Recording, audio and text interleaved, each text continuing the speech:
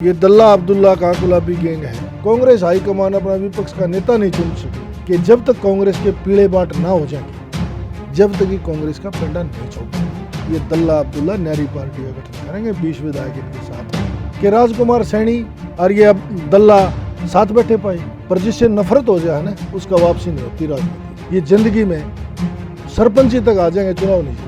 अपने पुत्र मोहम्मद धृतराष्ट्र ने सबके यहाँ बेड़ा गर्क कर दिया। अगर बीजेपी इतनी गंदी थी तो तीसरी बार सरकार कैसे बना ली? हुड्डा साहब को बीजेपी में लेना नहीं लेना इस पर कैसे देखते हैं? मरे और जिना और कौन लेगा? बास आवा है ना, इसको बीजेपी लेगी ना समाज एक्सेप्ट करेगा। भस्मा सोरेन जिसके सिर पर टेक दिया दल्ला अब्दुल्ला ने, वो ही मरेगा। भाई जज्जर हल्का देखने वाले सारे दर्शकों ने राम राम। आज खास बातचीत में मेरे साथ फिर से राजेश धनखड़ जी जुड़ चुके हैं। विधानसभा में मंत्रियों ने विधायकों ने शपथ ले ली। चौटाला साहब की पार्टी से भी जो नियुक्तियां की जानी थी पार्टी की तरफ से वे हो गई है, लेकिन कांग्रेस पार्टी अब तक अपना नेता प्रतिपक्ष नहीं चुन पाई है। अब खबरें निकल कर आ रही हैं, बहन जी का भी, गीता भुगल जी का भी बयान आ गया है कि भूपेंद्र सिंह हुड्डा जी लगभग सभी विधायकों की पसंद है नेता प्रतिपक्ष के लिए। लेकिन इतना समय क्यों लग रहा है? 2014, 19, 24 इसमें यो गमचोड़ कांग्रेस पार्टी में देखने को मिला। चुनाव तीसरी बार कड़ी शिकस्त से कांग्रेस पार्टी हारी और सरकार नहीं बना पाई कांग्रेस पार्टी, और अब भी ये गुटबाजी देखने को मिल रही है। राजेश धनखड़ साहब से जानेंगे ये प्रकरण क्या है, ये चल क्या रहा है, ये रोड़ा इनका सुलझेगा कि ना सुलझे। मेरा आपके दर्शकों को हाथ जोड़ के नमस्कार, राम राम। और आपको बीजेपी भाई, ये प्रकरण नहीं, ये राजनीतिक पार्टी नहीं रही, ये गिरोह हो गया। ये दल्ला अब्दुल्ला का गुलाबी गैंग है। इसमें कुछ ऐसे और भी बहुत लोग हैं जो इस प्रदेश को नाश करने में अग्रणी रहे हैं। और ये कांग्रेस नहीं हारी चुनाव, ये दल्ला अब्दुल्ला हारे हैं। कांग्रेस का चुनाव नहीं था, ये जातिवादी चुनाव बना दिया और आप अपने सारंगी बाबू बेटा बजाते रहे और ये प्रदेश का दिवाड़ा काट दिया। इन बातों से कुछ शक्की सोई हाईकमान की तरफ जा है कि भाई सीडी और सीबीआई से राहुल और प्रियंका कभी वाड्रा को बचाने के लिए इस दल्ले को दलाली के लिए छोड़ के हरियाणा को बलि का बकरा ना बना दिया हो। और आज तक जब राहुल गांधी, खड़के, सोनिया, प्रियंका या इनकी कांग्रेस हाईकमान विपक्ष का नेता नहीं चुन सकी, ये दल्ला अब्दुल्ला से इतने डरे हुए हैं, उसके बावजूद तो सीधा सीधा संकेत जा है कि ऐसी परिस्थितियों में तो ये इनकी मिली भगत थी हाईकमान की भी कि हरियाणा को बलि चढ़ा दो, DCBI से पेंडा चटवाओ। और हमें तो पहले से इस बात का शक था कि टिकट बंटवारे टाइम में राहुल गांधी का 1 हफ्ते के लिए अमेरिका जाना, जब पैदल यात्रा कर रहा था तो लोग बड़ी उत्साह से एक नेता मान चुके थे राहुल गांधी को, देखने के लिए तरस रहे थे। राहुल गांधी को बड़ा अच्छा जननायक मान लिया था लोगों ने। उस सब के ऊपर इस बात का शक होया जब टिकटों से बंटवारे के टाइम उसका अमेरिका जाना और कैश हैंड टिकट बेचना, जिन लोगों ने अप्लाई भी नहीं करा उनको कई विधानसभाओं से टिकट देना। तो ये सीधा सीधा है कि कहीं ना कहीं हाईकमान भी इस खरीद फरोख्त और इस DCBI की दलाली में राहुल और प्रियंका वाड्रा को बचाने के लिए इस दलाल को पूरी छूट दी गई। और ऊपर से ये संकेत साफ हो गया कि 37 विधायक होने के बाद कांग्रेस हाईकमान अपना विपक्ष का नेता नहीं चुन सकी, तो फिर कांग्रेस के साथ किसी आदमी का जुड़ा रहना, तो मैं तो ये उचित नहीं मानता कि कोई कांग्रेस के साथ जुड़ेगा। बड़ा विपक्ष का नेता, बड़ा अध्यक्ष, हरियाणा में 12 भी गेम दाना नहीं है। ये दल्ला अब्दुल्ला ने कसम खा ली है कि जब तक कांग्रेस के पीले बाट ना हो जाएंगे, जब तक ही कांग्रेस का पेंडा नहीं छोड़ेंगे। और मैं चैलेंज करूंगा आपके इस पे कि अगर हाईकमान ने निष्पक्ष फैसला लेने की हिम्मत करी तो हरियाणा में ये दल्ला अब्दुल्ला नई पार्टी का गठन करेंगे, 20 विधायक इनके साथ होंगे। ये मैं अंदर की खबर बता रहा हूँ आपको। ये देखिए एक तस्वीरें निकल कर आई, सैनी साहब बैठे हैं, साथ में हुड्डा साहब बैठे हैं और गामा में लोगों ने पूरा जोर ला लिया जिससे भाईचारे खराब हो गया। ये एक साथ एकजुट होकर बैठ रहे हैं, इसका मतलब इनका भाईचारा वापस से विषय स्टोर होगा। अपना भाईचारा आज गदन किसा खड़ा है और अपन केस सीख लेनी चाहिए इन चीज़ ज़्यादा नहीं। भाईचारा का ये तो लोग आंधे हो रहे थे, हम भी आंधे थे उसमें। मैं भी धर्मशाला में था, जाट आंदोलन हुआ, जब किसान आंदोलन में भी आंधा था, अपनी बेटी की शादी में मैंने कार्डों तक लिखवा दिया, बीजेपी आरएसएस के लोग दूर रहें। हम भी अंधे थे इस बात से। ये तो बाद में पता लगा कि राजकुमार सैनी और ये अब दल्ला साथ बैठे पाए जो प्रदेश को जलवाने वाले थे।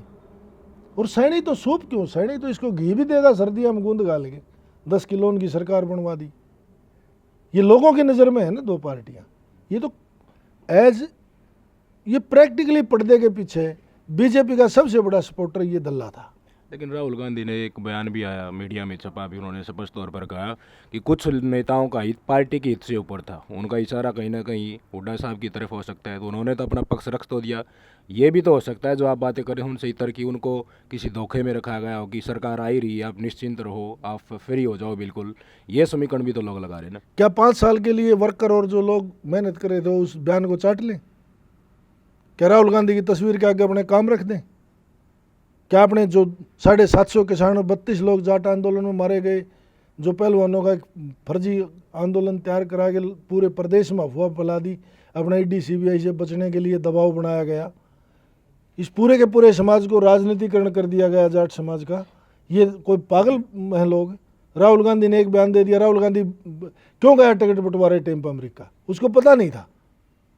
उसने मध्य प्रदेश से सीख नहीं ली कि कमलनाथ ने पूरी मध्य प्रदेश बेच दी थी अपनी ईडी सीबीआई के लिए। नहीं, कमलनाथ के साथ जो मुकदमे में थे सरदारा के हत्याकांड में, वो लोग तो सजा काट रहे हैं सज्जन कुमार जैसे, और ये बाहर घूम रहा है। ये 3 विधायक तो ईडी सीबीआई के छापे पड़ के भगोड़ा घोषित है और ये बाहर घूम रहा है। देखिए, गुस्सा तो होता है, भावनाएं थी लोगों की। दुष्यंत चौटाला ने बीजेपी को समर्थन दिया तो उसका नतीजा इस विधानसभा चुनाव में आपने देख लिया हो क्या हुआ।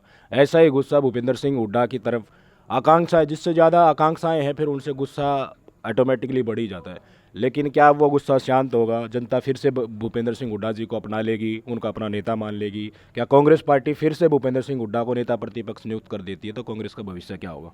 देखो, विरोध होता है, विरोध एक दिन खत्म हो जाए, पर जिससे नफरत हो जाए ना उसका वापसी नहीं होती राजनीति में। दुष्यंत एक डी बैठी 19 में, एक डी बैठी 24 में। अब भी डी था ना, और जब भी डी थी, ये डी बैठा रखी इनने। ये पूरी की पूरी पूरे समाज ने, पूरे प्रदेश के जागरूक लोगों को ये दल्ला अब्दुल्ला से नफरत हो चुकी। ये जिंदगी में सरपंची तक आ जाएंगे, चुनाव नहीं जीतेंगे। अब मैदान देखिए, हरियाणा की राजनीति को समझिए। भारतीय जनता पार्टी की तीसरी बार सरकार बन गई। कोई भी सरकार हो, कितने अच्छे काम कर लो, उनके दोबारा कुछ गलत काम भी होते हैं, लोगों में नाराज़गी भी होती है। बीजेपी की तरफ एंटी इंकम्बेंसी तो बढ़ेगी। अब क्षेत्रीय पार्टियों का कितना रुझान हरियाणा प्रदेश में हो सकता है? चौटाला उभरेगा नहीं उभरेगा, दुष्यंत उभरेगा नहीं उभरेगा, और पार्टियां मैदान में आएंगी, या संगठन संगठित होकर के अपने नुमाइंदे को पार्टी बनाकर आगे आ जाएंगे? उनका क्या भविष्य होने वाला है? अरे भविष्य, आप भविष्य पूछ रहे हो? जिन्हें चौटाला साहब की 10 साल सजा करा दी, किरण चौधरी को बलात् मार के बाहर काट दिया, वीरेंद्र सिंह को बाहर काट दिया, धर्मवीर सिंह को बाहर काट दिया, इंद्रजीत को बाहर काट दिया, अपने पुत्र मोहम्मद धृतराष्ट्र ने सबके यहाँ का बेड़ा गर्क कर दिया। कांग्रेस कहाँ बची है? कौन कहता है कांग्रेस है? कैसे, किस लिए? इनके राज में क्या 10 साल के राज में 5 से 14 तक हरियाणा की बुरी हालत नहीं हुई?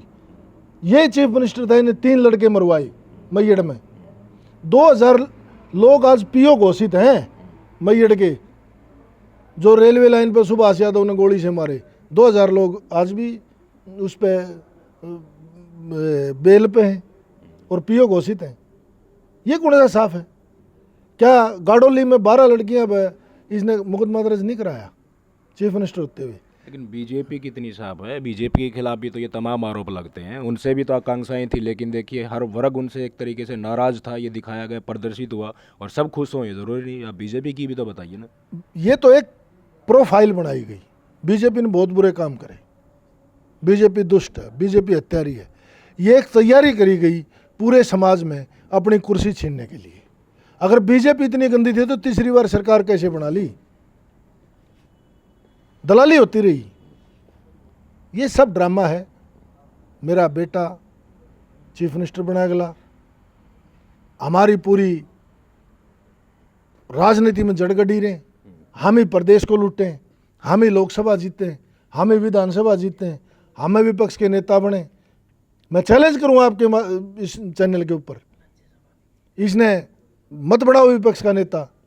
अगर ये उसी दिन 20 विधायक लेके नई पार्टी नहीं बना ले तो ये जब तक जिंदा है और जब तक लोग इसकी जय बोलते रहेंगे बीजेपी राज करती रहेगी।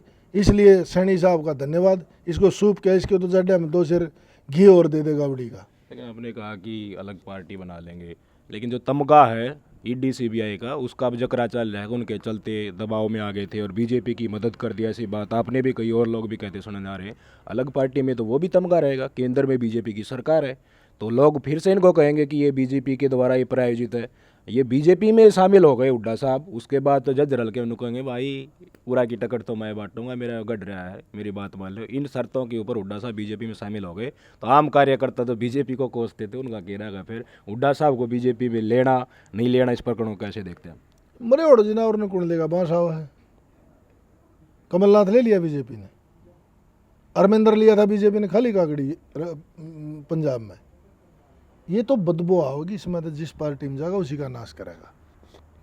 ना इसको बीजेपी लेगी ना समाज एक्सेप्ट करेगा। कुछ मुट्ठी भर लोग हैं, वो 4 महीने भटके हुए लोग हैं, वो ठीक लाइन पा जाएंगे।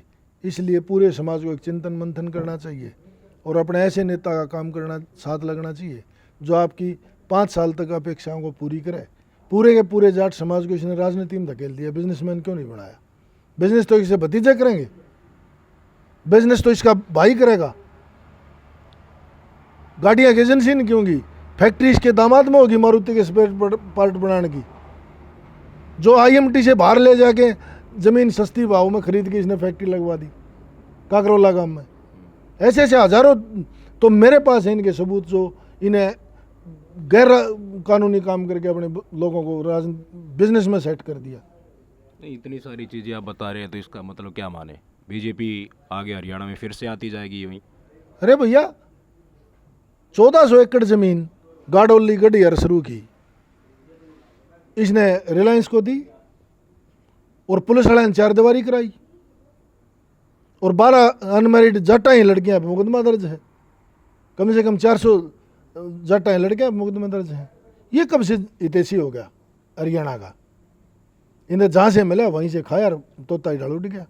नहीं, वो तो दावा करेंगे ना, यहाँ आगे वजह जरूरत तक वो मैंने काम करा है, वो तो ना कुछ नहीं करा। क्या काम करा? जजर में तो काग बोल रहे हैं आज भी, मेवा तुम्हारे से ऊपर है। ये कुछ लोगों के सपने हैं जिनने अपने बच्चे के लिए स्टार मंगवा लिए, 1 ट्रक ड्रेस मंगवा दी, टेलर गाटर उठा लिया, वो ड्रेसन है जो थानेदार लाके थे। तो हमारा तो यही है कि समाज अपना चिंतन करे। ये देखा कि बंसीलाल ने जब ये हारे और जिताया देवीलाल से, बंसीलाल परिवार के साथ इसने क्या करा? जिस इंद्रजीत ने चीफ मिनिस्टर बनाने के लिए पहला हाथ उठाया, जिस कुमारी शैलजा ने इसके लिए सब कुछ करा, इसकी लड़की की शादी भी अपनी कोठी पर कराई, उसके साथ क्या करा? और जिस भस्मासुर है जिसके सिर पर हाथ टेक दिया दल्ला अब्दुल्ला ने, वो ही मरेगा। तो धनखड़ साहब का कहना है कि समाज को चिंतन करना चाहिए, सच्चाई को जानना चाहिए, आपकी भावनाओं के साथ जो खिलवाड़ आगे न हो, ऐसा आप निर्णय लें। हो सकता है आगे कई क्षेत्रीय पार्टियां भी उभरें, हो सकता है भारतीय जनता पार्टी उभरे, हो सकता है कांग्रेस पार्टी कुछ ऐसा निर्णय ले कि कांग्रेस पार्टी का नींव फिर से मजबूत हो जाए। तो सोच समझ कर चले, सभी प्रकरणों को अच्छे से देखें। अतीत में कि ये हो रहा है उसी भाव में भेड़ चाल आप न चले, यही आम जनता से आकांक्षा है। अपने समय दिया धनखड़ साहब, बहुत बहुत धन्यवाद। नमस्कार आपके दर्शकों।